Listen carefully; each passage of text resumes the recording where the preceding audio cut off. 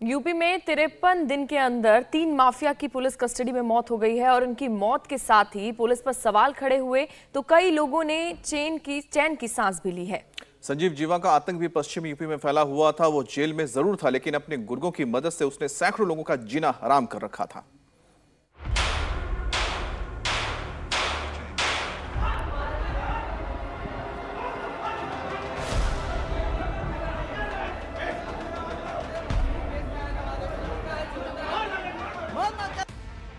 UP की राजधानी लखनऊ की कोर्ट में जिस माफिया संजीव माहेश्वरी उर्फ जीवा का मर्डर हुआ है, उसका आतंक आधे यूपी में फैला था।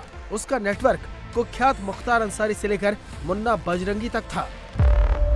मर्डर, किडनैपिंग, धमकी, वसूली, जमीन पर कब्जा, धोखाधड़ी, संजीव जीवा के अपराधों की लिस्ट लंबी है।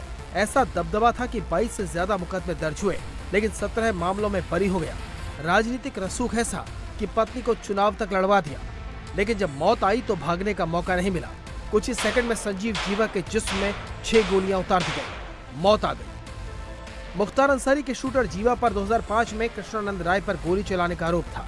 एक कंपाउंडर से क्रिमिनल बने संजीव जीवा का खौफ पूरे पश्चिमी उत्तर प्रदेश में था। जीवा पर हत्या, अपहरण, फिरौती के दर्जनों मामले दर्ज हैं। मुजफ्फरनगर का रहने वाला जीवा पहले एक मेडिकल स्टोर में कंपाउंडर था। यहीं से उसने जुर्म की दुनिया में कदम रखा और धीरे धीरे यूपी पुलिस के लिए सिरदर्द बनता चला गया। सबसे पहले फिरौती के लिए उसी मेडिकल स्टोर के मालिक को किडनैप किया जिसमें वो कंपाउंडर था। फिरौती के लिए कोलकाता के कारोबारी के बेटे का अपहरण किया। फरवरी 1997 में ब्रह्मदत्त द्विवेदी की हत्या में जीवा का नाम आया। 2005 में कृष्णानंद राय पर गोली चलाने का आरोप लगा। 2017 में कारोबारी अमित दीक्षित की हत्या की साजिश में भी नाम आया। अब तक जीवा क्राइम की दुनिया में कुख्यात हो चुका था। इसी के दम पर जीवा की मुन्ना बजरंगी गैंग में एंट्री हो गई। यहीं से मुख्तार और संजीव जीवा की कहानी शुरू हुई। मुन्ना बजरंगी गैंग में जीवा की मुलाकात मुख्तार अंसारी से हुई। कहते हैं मुख्तार अंसारी को नए नए हथियारों का शौक था, तो जीवा के पास हथियारों को जुटाने का तिकड़मी नेटवर्क था।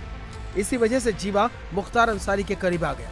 जीवा ने अपनी पत्नी को राजनीति में उतारने की कोशिश की, लेकिन उसकी पत्नी 2017 में आरएलडी के टिकट से चुनाव हार गई। जीवा के गैंग में 35 से ज्यादा शूटर हैं। इन्हीं के दम पर जीवा जेल से अपनी अपराध की दुनिया का नेटवर्क चला रहा था।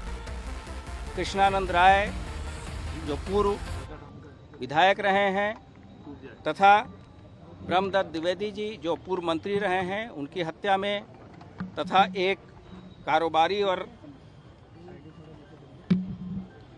अमित दीक्षित के भी हत्या में इसका नाम आया है। 2 अभियोगों में इसे आजीवन कारावास की सज़ा है और लगातार 2003 से ये जेल में था। इसमें से एक केस फर्रुखाबाद का है तथा दूसरा केस हरिद्वार का है। सर, आरोपी के बाद इसके गैंग के सहयोगियों के जब माफियाओं के विरुद्ध कार्रवाई की गई है, उसके 4 करोड़ से अधिक की संपत्ति जब्त की गई है।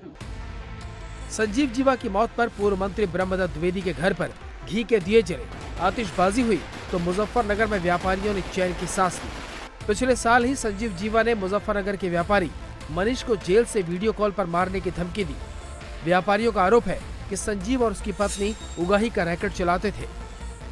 जनवरी लास्ट या फरवरी फर्स्ट वीक में वीडियो कॉल कराई थी 2019 में।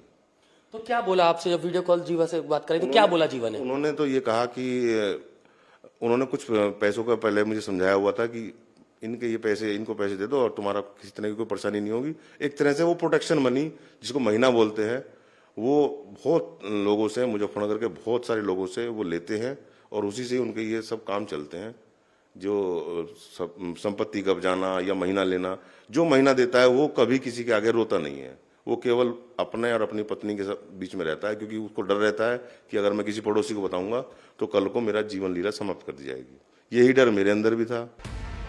पीड़ितों के मुताबिक इस अपराध में संजीव जीवा अकेला नहीं है, बल्कि उसकी पत्नी भी इस रैकेट में शामिल है। संजीव जीवा की बीवी पायल माहेश्वरी को जयंत चौधरी की पार्टी ने साल 2017 में मुजफ्फरनगर सदर विधानसभा से टिकट दिया था, लेकिन वो चुनाव हार गई। पुलिस और प्रशासन भी संजीव जीवा पर एक्शन ले चुका था। संजीव जीवा की मुजफ्फरनगर के सिविल लाइन थाना क्षेत्र के महावीर चौक पर मौजूद 3 मंजिला अवैध कॉम्प्लेक्स को 8 मई 2022 को सील किया जा चुका है। कुल मिलाकर उसकी 4 करोड़ की प्रॉपर्टी सील हो चुकी है। इंटर की पढ़ाई करके अपराध की दुनिया में आने वाले संजीव के आतंक का अंत हो चुका है। उसके गुर्गों पर भी एक्शन की तैयारी है। इंडिया टीवी हर वक्त हर जगह डाउनलोड करने के लिए सर्च करें India TV news Google play store या ऐप स्टोर पर।